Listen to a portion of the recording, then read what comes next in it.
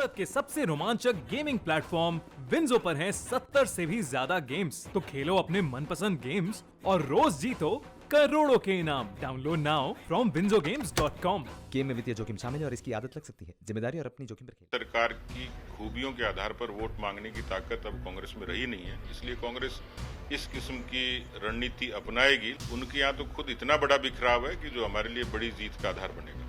रणनीति नहीं बना रहे, वो वहाँ षड्यंत्र रच रहे हैं। सरकारी मशीनरी का दुरुपयोग किस तरीके से हो, कर्मचारियों को प्रभावित कैसे करें और किस तरीके से पूंजी के आधार पर लोगों को प्रभावित करें। राजस्थान विधानसभा उपचुनाव में बीजेपी ने अपने उम्मीदवार घोषित कर दिए। हमारे साथ हैं बीजेपी के प्रदेश अध्यक्ष सतीश पूनिया, उनसे बातचीत करते हैं। सर, ये उम्मीदवार किसने घोषित किए हैं, किस गुट के हैं?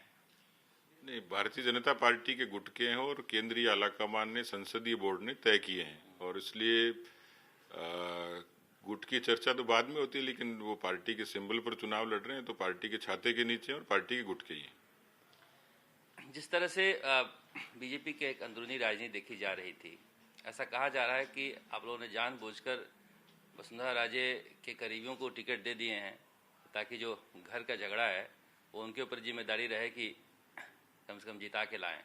नहीं, इसमें जो बड़ा पक्ष था वो ये था कि जिनका अनुभव, जिनकी क्षेत्र में पहचान और पार्टी के प्रति उनका अनुभव, इन सब चीज़ों को ध्यान में रखा है। लेकिन सामान्य तौर पर चुनाव में और युद्ध में जीतने की संभावना पर ज़्यादा विचार होता है। तो केंद्र की नज़र में भी, हमारी नज़र में भी, और जो सर्वे हुए थे कार्यकर्ताओं से, जो रायशुमारी हुई थी, उसमें ये तीनों ही लोग वहां पर जीतने में योग्य थे। और इसी आधार पर केंद्र ने भी निर्णय किया, राय मशवरा किया। मैंने खुद ने भी बहुत सारे लोगों से, पार्टी के बूथ से लेके ऊंचे स्तर के सब कार्यकर्ताओं से राय मशवरा किया। सीनियर लोगों ने कहा, जो तीनों ही जगह दो सीनियर लीडर गए, जिसमें नेता प्रतिपक्ष भी थे, हमारे केंद्रीय मंत्री भी थे, उन लोगों ने पूरे दिन भर की रायशुमारी कार्यकर्ताओं ने की। तो एक व्यवस्थित जो स्क्रीनिंग हुई है उम्मीदवारों के बारे में, इसलिए हुई है और उसी के आधार पर यह फैसला हुआ है। कहा जा रहा है कि कांग्रेस की तरफ से ये कोशिश की जा रही है कि ऐसे उम्मीदवारों को हम उतार दें जो बीजेपी का वोट काटे, और इस तरह से बीजेपी के बहुत सारे लोगों को, जैसे बंसी पराड़ा का नाम आ रहा है, या फिर आरएलपी के कैंडिडेट को लेकर कहा जा रहा है कि ऐसे कैंडिडेट उतर रहे हैं जो बीजेपी को हराने में मदद करेंगे। कांग्रेस नकारात्मक राजनीति करती है और इसलिए उनकी अपनी सरकार की खूबियों के आधार पर वोट मांगने की ताकत अब कांग्रेस में रही नहीं है, इसलिए कांग्रेस इस किस्म की रणनीति अपनाएगी। लेकिन मुझे लगता है कि वो सफल नहीं होगी। यहाँ पर सीधे सीधे दो पार्टियों के बीच में ध्रुवीकरण होना है और जो मतदाता है वो अपने वोट को व्यर्थ नहीं करेगा, उम्मीद पे, संभावनाओं पे वोट करेगा। और इसलिए हमें पूरा भरोसा है कि कांग्रेस किसी भी तरीके से बीजेपी के वोटों को बिखराव करने की कोशिश करे, लेकिन उनके यहाँ तो खुद इतना बड़ा बिखराव है कि जो हमारे लिए बड़ी जीत का आधार बनेगा। उसी बिखराव में से तो चाह रहे हैं कि वो वोट बढ़ जाए। नहीं, लेकिन बटेगा नहीं। जो विधानसभा के क्षेत्र है वहाँ परंपरागत रूप से बीजेपी का अपना एक आधार है, वोट बैंक है। और पिछले पंचायती राज के चुनाव के दौरान इन तीनों ही क्षेत्रों में ग्रामीण जनता ने पार्टी के पक्ष में, जाति को छोड़ के भी, और पार्टी के पक्ष में मतदान किया। और हम बड़ी संख्या में अलग अलग जातियों के सोशल इंजीनियरिंग के आधार पर चुनाव जीते हैं। इसलिए कांग्रेस कोशिश करेगी, उसकी चर्चा करेगी, हवा खड़ा करेगी, लेकिन इसमें सफल नहीं होगी।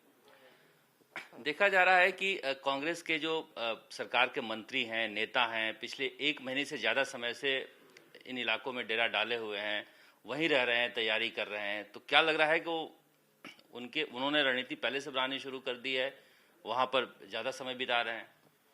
देखिए, वो रणनीति नहीं बना रहे, वो वहाँ षड्यंत्र रच रहे हैं। सरकारी मशीनरी का दुरुपयोग किस तरीके से हो, कर्मचारियों को प्रभावित कैसे करें और किस तरीके से पूंजी के आधार पर लोगों को प्रभावित करें।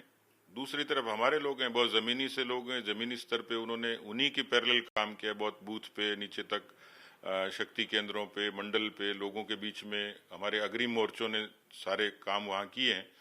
तो हम तो संगठन की ताकत के बूते पर और जनता के मिजाज से काम कर रहे हैं। वो सरकारी मशीनरी का दुरुपयोग क्या हो, तिगड़म कैसे हो, षड्यंत्र कैसे हो, उस पर सब लगे हुए हैं।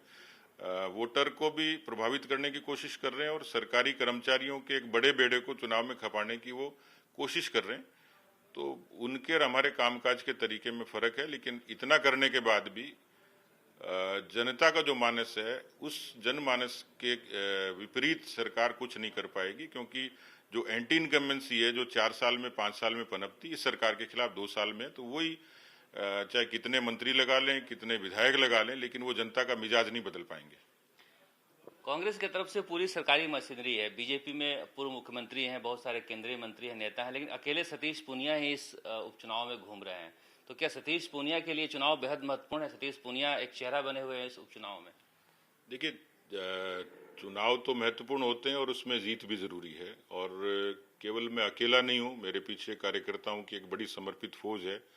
हमारा जितना स्थानीय नेतृत्व पूरी तैयारी से लगा हुआ है, और पार्टी के जो वरिष्ठ लोग हैं वो चोई कैंडिडेट्स के बाद में ही उनका मूवमेंट होना था। और उससे पहले जैसे मैंने कहा कि पूरे तीनों केंद्रीय मंत्री, नेता प्रतिपक्ष, उपनेता, सबका मूवमेंट हर विधानसभा क्षेत्र में हुआ है। मैं भी जाके आया हूँ चारों विधानसभा क्षेत्रों में। अभी जब चुनाव का कैंपेन शुरू होगा तो उनका आना जाना शुरू होगा। आपके लिए एक बड़ी जिम्मेदारी यह भी होगी कि कहा जा रहा था कि जो चूरू का इलाका है सुजानगढ़ में, वहाँ संतोष मेघवाल के लिए राजेंद्र राठौड़ चाह रहे थे, दीप्ति महेश्वरी के लिए ऐसा कहा जा रहा है गुलाब चंद कटारिया नहीं चाह रहे थे। तो ऐसे बड़े नेताओं को जिसे वहाँ लादूराम पितालिया थे वो लेकर आए थे, आप लोग टिकट नहीं मिला, ऐसे नेताओं को मनाकर रखना, एक याजम पर रखना एक बड़ी चुनौती होगी आपके लिए।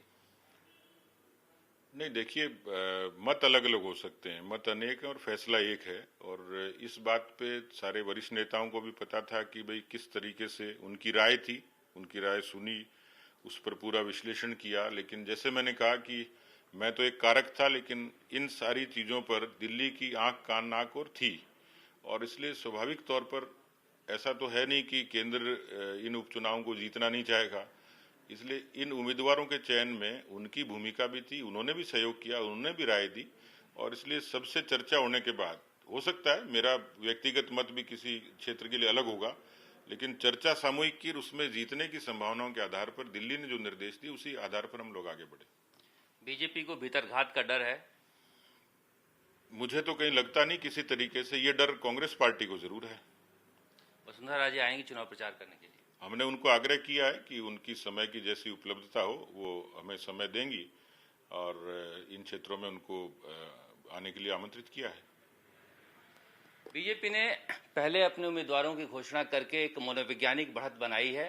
ये चुनाव बेहद दिलचस्प है, क्योंकि जिस तरह से खेमा बना हुआ है कांग्रेस में सचिन पायलट का, उसी तरह से एक खेमा है वसुंधरा राजे का ही। और आपस में इतना संघर्ष है कि दोनों ही पार्टियों में कुछ लोग चाह रहे हैं कि अपना उम्मीदवार हार जाए, इसलिए सबकी नजरें इस विधानसभा उपचुनाव पर लगी हुई हैं। कैमरामैन शर्मा के साथ शरद कुमार, जयपुर।